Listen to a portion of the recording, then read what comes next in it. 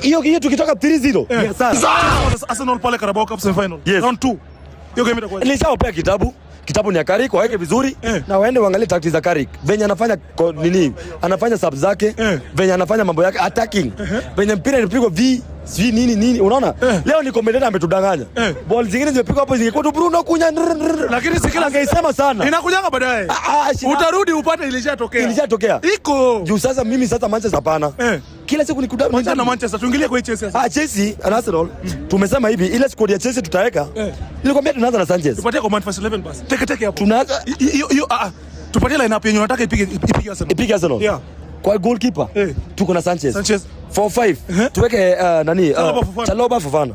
Alafu hii nyingine Kukurela kijana wa Nyonywele. Hii nyingine tuweke James. Katikati unajua namba 6 Sedo Mose hapo 8 unajua ni ule kijana wa World Cup unajua the lion on the back. Yeah. Alafu namba 10 kijana Cole hapo 11 Pedro Neto hapo ingine tuone na Garnacho unajua alifunga 2-0 alifunga bao moja. Hii ndio game yake hii anafunganga watu kila siku. Tuanze na Joao Pedro kama 3 hiyo tukitoka 3-0 ni hasara. Score prediction 3-0 itakuwa ni hasara kwetu bado. So umesema final nani anaingia? Si ni ya Chelsea.